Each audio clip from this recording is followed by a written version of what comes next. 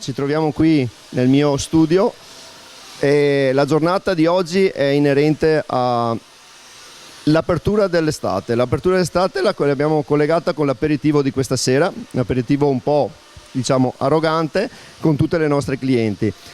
E perché l'aperitivo d'estate? Innanzitutto perché abbiamo questa bellissima campagna con Tuteliamo il mare, dove andiamo a creare un po' di sensibilizzazione attraverso chiaramente la comunicazione che facciamo all'interno del negozio, ma non solo, una comunicazione anche che Davines ci dà la possibilità con i social di parlare di cosa significa Tuteliamo il mare.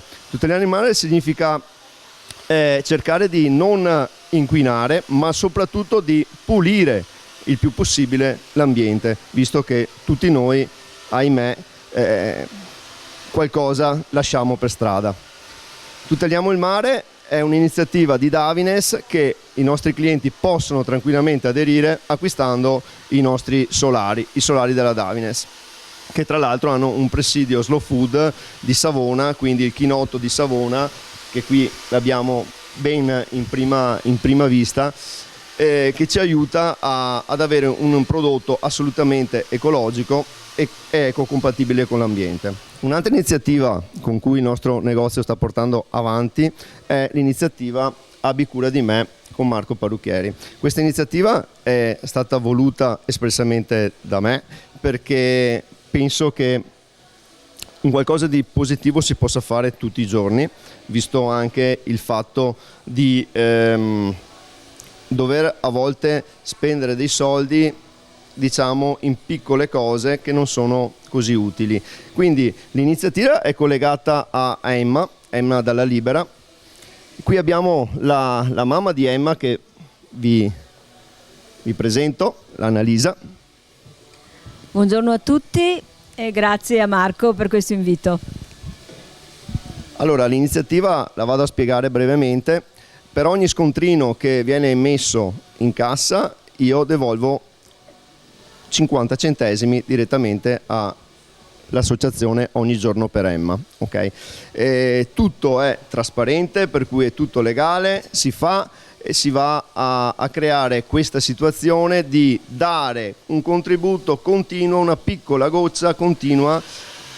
Perché? Perché come Emma ci sono tanti altri ragazzi che hanno bisogno. L'associazione mi ha fatto conoscere diverse realtà.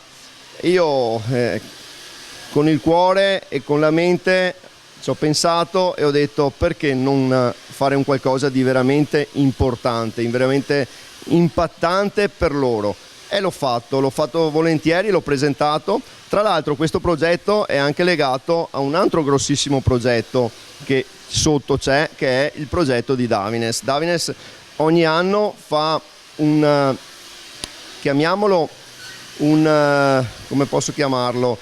Un progetto legato ai migliori negozi che fanno social non su Facebook, ma un aiuto sociale vero e sincero.